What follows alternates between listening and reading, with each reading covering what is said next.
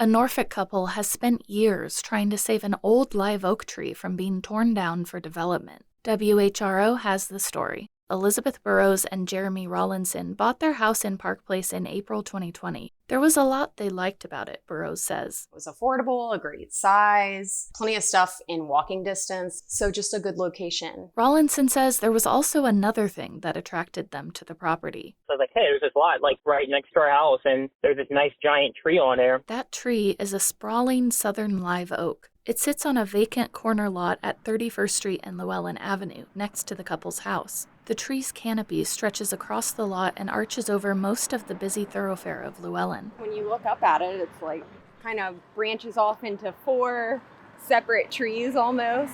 She and Rawlinson figured they could buy the lot from the city to protect it from future development. It seemed like a win-win. The city could start collecting tax dollars and help preserve limited green space in the neighborhood. But it wasn't that simple. Off and on, for the following 6 years, the couple went back and forth with city officials, trying to either buy the lot or stop it from being developed. Earlier this year, Norfolk put the property up for auction. The winning bidder would be required to break ground on a single-family home within 9 months, and that would mean cutting down the tree. Burrows' heart sank. We don't want to give up on it because we see what happens every time a house gets built in our neighborhood, and they just clear cut everything and then plant a tiny little tree in the front that's going to take over 100 years to ever approach what that tree is right there. After questions from WHRO, a city spokesperson said last week Norfolk has removed the property from auction so it can be evaluated further. The city says its program for selling vacant lots is meant to create more opportunities for homeownership.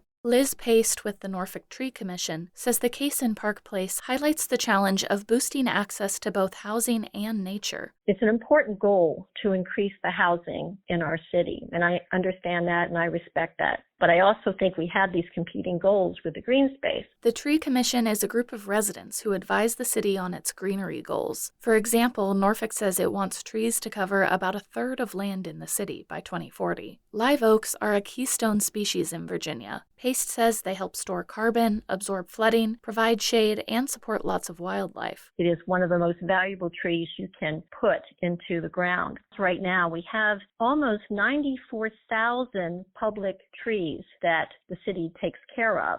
And of those trees, less than 2% are the live oaks. Burrows and Rawlinson reached out to the Tree Commission for help with saving their oak, so Paste went to assess it. The only way to know a tree's age for sure is to cut it down and count the rings. But Paste put its measurements into a calculator used by arborists, which estimates the tree is around 200 years old. In fact, I was thinking with America's 250, here this tree is almost the same age as our country. That's still centuries shy of the oak's potential lifespan. Park Place doesn't have as much green space as other wealthier areas like Ghent. Burrows says that's why she and Rawlinson don't take the massive oak next door for granted. I love to be able to, in my backyard or on my front porch or even from my living room, as you saw, I love to watch the birds, and just the preservation of that in a city, in an urban area, is so important to me. For now, the auction sign has come down and the tree sits as sturdy as ever. Catherine Hafner, WHRO News.